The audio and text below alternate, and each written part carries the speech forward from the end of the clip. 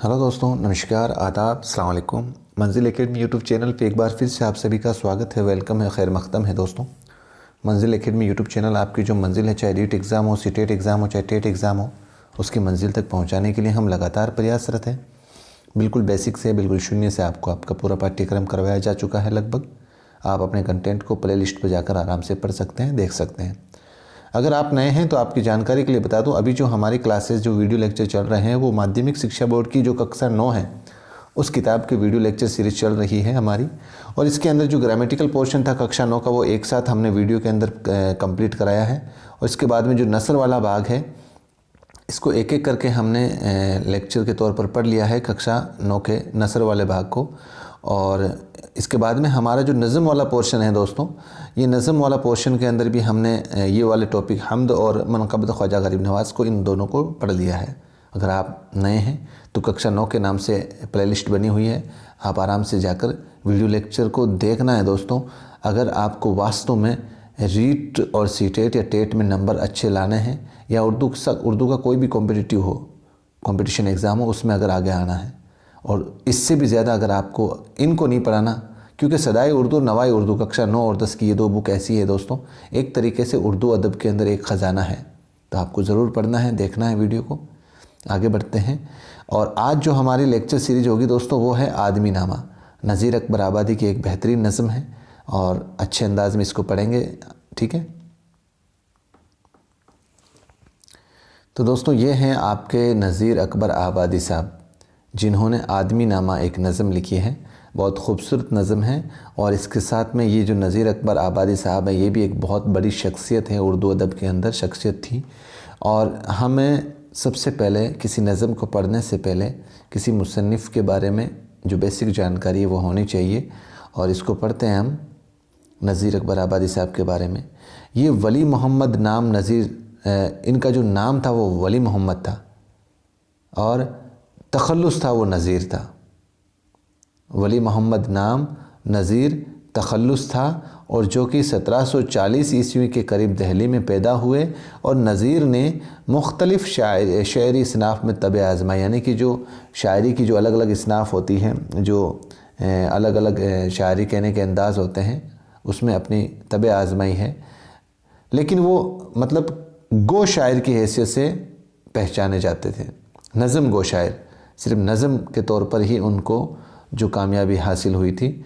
और नज़ीर को उर्दू अदब की तारीख़ में अवामी शायर के नाम से याद किया जाता है दोस्तों। अवामी शायर, अवामी शायर, अवामी शायर किसको कहा जाता है? नज़ीर को, नज़ीर अकबर आबादी को, नज़ीर अकबर आबादी को। ये एक नंबर का सवाल दोस्तों, रीट के लिए 100% आप तैयार कर लेना, एक नंबर का सवाल बन सकता है। अवामी शायर को, अवामी शायर किसे कहते हैं? तो नज़ीर अकबर आबादी को कहते हैं, ध्यान रखना दोस्तों। इसीलिए तो बोलता हूँ किताबें पढ़िए। आप बोल रहे हो कि यार रीट में सवाल कहाँ से आते हैं, आप पेपर उठा के कीजिए, एनालिसिस कीजिए उनका। आपकी जो किताबें हैं ना, आप उनको पढ़ते नहीं हो, सारे सवाल इन्हीं किताबों से हैं। आप बड़ी बड़ी गाइडें ले आते हो, गाइडों को पढ़ते हो, जिसमें बेबुनियाद बेफालतू के आपके कंटेंट दिया रहता है। और उसको आधे बच्चे तो बेचारे ख़रीद कर लेकर ज़रूर आ जाते हैं, लेकिन उनकी जो शब्दावली है वो भी बहुत डिफ़िकल्ट होती है, और एक मैटर बहुत ज़्यादा दिया हुआ रहता है, इसलिए वैसे भी नहीं पढ़ पाते हो। तो आप इन बुक्स को पढ़िए, इंशाल्लाह आपकी जो मंजिल है, जो हमारे इस चैनल का नाम है, उसको भी आपको मंजिल तक पहुंचा के ही छोड़ेगा। आप कंटेंट से को जुड़े रहें इस कंटेंट से। तो बढ़ते हैं आगे। तो इनको अवामी शायर के नाम से याद किया जाता है। इसकी वजह यह है कि इन्होंने अपनी ज़्यादातर जो नज़में हैं वो अवामी मौज़ूआत पर लिखी है, यानी कि इनकी जो नज़में थी, उनकी जो ज़्यादातर विषय वस्तु थी, उनका जो ज़्यादातर मौजू था वो एक मतलब अवाम ही था। जो आम ज़िंदगी के अंदर आम इंसान है, उनकी क्या ज़िंदगी होती है, इन पर ही ज़्यादातर इन्होंने नज़में लिखी। 1830 में इनका इंतकाल हुआ। और नज़म आदमी नामा जो है, इन नज़मों की इम्तियाज़ी हैसियत रखती है। इन नज़मों में जो इनका मौजू था ना, अवाम पर कुछ लिखने का, उनमें जो आदमी नामा नज़म है वो बहुत बेहतरीन हैसियत रखती है। और ये नज़म मुखम्मस की हैयत में लिखी गई है। मुखम्मस का माना होता है दोस्तों 5, इसका ध्यान रखना दोस्तों, ये सवाल भी रीट के अंदर आपको आराम से पूछेंगे। और अब इसमें देखो थोड़ा सा एक पैटर्न चेंज हुआ है। मुखम्मस का माना 5, अब जैसे 1 2 3 4 5, ये 5 लाइनों का एक पैराग्राफ बनता है, इसको मुखम्मस बोलते हैं। अब जैसे आपके ये अरबी लफ्ज़ है, एक तरीके से अरबी की गिनती है। जैसे ऊला, ऊला को 1 बोलते हैं, ऊला। सानिया को 2 बोलते हैं, सालिसा को 3 बोलते हैं, और राबिया को 4 बोलते हैं, और खमसा, मुखम्मस खमसा, खम्स से बना है, इसको 5 बोलते हैं। मुसद्दस 6 बोलते हैं। तो इनके लफ्ज़ों को आप ध्यान रखना दोस्तों। जो एक लफ्ज़ में होगी वो मतलब एक से तो होगी नहीं कोई भी शेर, वो 2 लफ्ज़ों में होता है, 2 लाइनों के अंदर ही होता है। तो मुसल्लस 3 को, और आपके मुरब्बा 4 को राबिया, ठीक है ना। ऊला, सानिया, सालिसा, राबिया, और 5 को मुखम्मस, खामिसा। ध्यान रखना दोस्तों, ये अरबी लफ्ज़ों से बना है। अभी देखेंगे इसको 5 लाइनों से एक पैराग्राफ पूरा होता है तो उसको मुखम्मस बोलते हैं। आदमी क्या है, ये सवाल अज़ल से दुनिया वालों को परेशान किए हुए हैं। यानी कि कई मुद्दतों से ये दुनिया वालों को परेशान किया हुआ है कि भाई आदमी है क्या, आखिर चीज़ क्या बला है ये। उलमा और हुक्मा ने अपने अपने ढंग से इस सवाल का जवाब देने की कोशिश की है, और नज़ीर साहब ने भी इस मसले पर एक शायर की हैसियत से नज़र डाली है। ठीक है, आगे बढ़ते हैं। इन्होंने अपनी तेज़ क़ुव्वत मशाहिदा से काम लेकर इंसान के वो तमाम रूप इस नज़म में पेश कर दिए हैं जिनमें वो जलवागर होता है। ख्वाह वो चोर का रूप हो, चाहे वो चोर का रूप हो, चाहे बादशाह का हो, चाहे वज़ीर का हो, चाहे काजी का हो, चाहे वकील का रूप हो, यहाँ तक कि इनके नज़दीक जो भी ज़िंदा और मुर्दा भी कोई ज़िंदा और मुर्दा में भी कोई फ़र्क नहीं है। आदमी नामा इस लिहाज से भी एक अहम नज़म है कि इस नज़म में पहली बार तफसील के साथ इंसान की बेशतर खूबियों को, यानी कि ज़्यादातर खूबियों को और ख़ामियों का अहाता किया गया, यानी कि ज़िक्र किया गया है जो दुनिया में जलवागर हैं। यानी कि जो इस दुनिया के अंदर इंसान की जो ज़्यादातर खूबियाँ और ख़ामियाँ हैं ना, उनको भी इस में शामिल किया गया है। तो पढ़ते हैं आज की इस नज़म को। आखिर आदमी है क्या, आदमी क्या बला है। अब देखो दोस्तों, ये एक पैराग्राफ है आपके, 1 2 3 4 5। तो मुखम्मस, इस हैयत को क्या बोलते हैं, मुखम्मस बोलते हैं। और ये नज़म आपको पूछ ले तो अब जैसे रीट के अंदर या आप सीटेट के अंदर पैटर्न देखना, ये जैसे 4 या 5 या 6 शेर जो भी दे देते हैं, फिर उसमें ऑप्शन दे देते हैं। अरबी की गिनती को आप ध्यान में रखना। तो शुरू करते हैं। दुनिया में बादशाह है सो है वो भी आदमी, और मुफलिस व गधा है सो है वो भी आदमी। ज़रदार व बेनवा है सो है वो भी आदमी, और नेमत जो खा रहा है सो है वो भी आदमी। टुकड़े जो मांगता है सो है वो भी आदमी। दोस्तों यहाँ पर ज़रदार का माना है एक तरीके से आपके मालदार, ठीक है, और बेनवा का माना यहाँ पर बेसहारा या गरीब के माने में आता है। तो आपको अगर ये पैराग्राफ दे दे और इसके अंदर आपस में एक दूसरे के अगर कोई ज़िद वाले लफ्ज़ हैं तो वो देखो, एक तो ज़रदार और बेनवा है, ठीक है। तो दुनिया में बादशाह है वो भी आदमी है, यानी कि शायर लिखते हैं, नज़ीर अहमद आबादी लिखते हैं साहब कि इस दुनिया के अंदर चाहे कोई भी बादशाह हो, और चाहे कोई मुफलिस यानी कि कोई गरीब इंसान हो या कोई भिखारी हो, मुफलिस या गरीब इंसान हो या कोई भिखारी हो, और चाहे दौलतमंद हो, चाहे कोई बेसहारा हो, क्योंकि देखो यहाँ पर मुफलिस भी आया। मुफलिस का माना एक तरीके से गरीब में भी आता है, और ये आपस में एक दूसरे की ज़िद के माने में भी इस्तेमाल हो सकते हैं। बेनवा का मतलब आपके बेसहारा लोग भी होते हैं, जो ये इसका मुतज़ाद नहीं होगा दोस्तों, ध्यान रखना आप, क्योंकि ज़रदार का माना तो मालदार होता है, बेनवा को बेसहारा होता है, हालांकि होता है गरीब के माने में ही, लेकिन ये लफ्ज़ आपको मुतज़ाद में नहीं देखने को मिलेगा ज़रदार के अंदर। तो शायर लिखते हैं कि इस दुनिया के अंदर चाहे कोई भी बादशाह हो, चाहे कोई गरीब हो, चाहे आपके कोई भिखारी हो, और चाहे कोई दौलतमंद हो, और चाहे कोई बेसहारा हो, या कोई बेहतरीन ग़िज़ाएँ खाने वाला हो, अच्छे लजीज़ खाने खाने वाले हो, और या चाहे कोई टुकड़े मांग कर खाने वाला हो। ये सब के सब, यानी कि कोई टुकड़े मांग कर भी कोई बेचारे गरीब पेट भरते हैं, ये सब के सब क्या हैं दोस्तों, ये आदमी कहलाते हैं। क्या कहलाते हैं, आदमी कहलाते हैं। चाहे बादशाह हो, चाहे कोई गरीब हो, और चाहे कोई आपके भिखारी हो, चाहे दौलतमंद हो, चाहे बेसहारा हो, चाहे अच्छे या लजीज खाने खाने वाला हो, चाहे टुकड़े मांग कर खाने वाला हो, ये सब के सब दोस्तों क्या हैं? आदमी हैं। आगे बढ़ते हैं। यहाँ आदमी ही शादी है और आदमी ही ब्याह, काजी वकील आदमी और आदमी गवाह, ताशे बजाते आदमी चलते हैं खामखा, और दौड़े हैं आदमी ही मशालें जला के वाह, और ब्याह ने चढ़ा है सो है वो भी आदमी। खामखा का मतलब होता है दोस्तों बेवजह। तो आगे शायर लिखते हैं कि और ब्याह ने चढ़े है सो है वो भी आदमी, यानी कि यहाँ आदमी ही ब्याह और शादी करता है। ये तो सभी जानते हैं, इस दुनिया के अंदर जो आदमी है वो लगभग आया हुआ आदमी है, वो शादी तो करेगा ही, और आदमी की ही शादी होती है, आदमी ही ब्याहता है। और इस शादी के अंदर काजी भी होता है, और इसके साथ मतलब बहुत सी शादियाँ ऐसी होती है जिसमें वकील करवाता है, और शादियों के अंदर आदमी ही आदमी रहते हैं। और अगर कोई कोर्ट मैरिज में हो तो उसको गवाह की ज़रूरत होगी, तो वो गवाह भी आदमी ही रहेगा। ठीक है ना। जो शादी होगी उसके अंदर या तो काजी होगा या वकील होगा, वकील के साथ में कुछ आदमी होंगे, अगर वकील को चाहिए तो कुछ गवाह भी होंगे। ठीक है ना। तो ये सब क्या है? ये सब आदमी है, गवाही देने वाला होता है चाहे कोई भी हो। और शादी के अंदर दोस्तों ताशे बजाने वाले भी क्या होते हैं? ढोल धमाके बजाने वाले भी क्या होते हैं? और वो भी आदमी होते हैं। और दौड़े हैं आदमी ही मशालें जलाकर, यानी कि जब आपने देखा होगा जब शादी के अंदर ये जो नाइट के अंदर आपके होता है ना, ये जो लाइटें जलाने वाले, मशालें जलाने वाले, यानी कि जो इस तरीके से बारात चलती है उसके अंदर लाइटें जगी हुई, इस तरीके से गमला लेकर वो चलती हैं लेडीज़ें वगैरह, तो मशालें लेकर चलने वाले वो भी तो आदमी हैं। और आपके जो खुद शादी करने के लिए घोड़ी पर चढ़ा है वो भी तो आदमी है। जो चढ़ा है बेहाने, यानी कि जिसकी शादी है घोड़ी पर चढ़ा है, वो भी तो आदमी है दोस्तों। ठीक है दोस्तों, आगे बढ़ते हैं। यहाँ आदमी नकीब हो बोले हैं बार बार, और आदमी ही प्यादे हैं और आदमी ही सवार, हक्का सुराही जो जूतियाँ दौड़ें बगल में मार, कांधे पे रख के पालकी हैं आदमी कहार, और इस पे जो चढ़ा है सो वो भी है आदमी।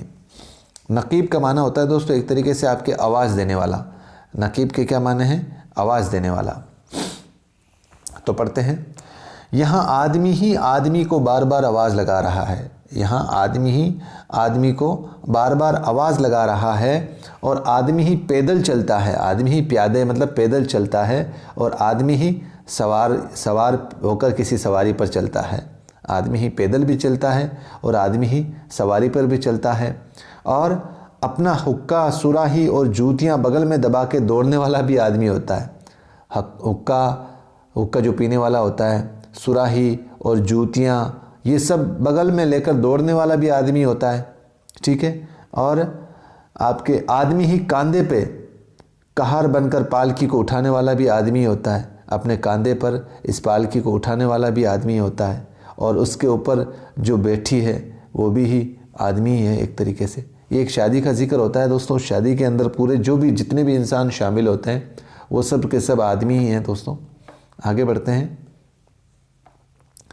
मरने में आदमी ही कफन करते हैं तैयार, और नैला दुला उठाते हैं कांधे पर कर सवार, कलमा भी पढ़ते जाते हैं रोते हैं जार जार, सब आदमी ही करते हैं मुर्दे का कारोबार, और वो जो मर गया है सो है वो भी आदमी।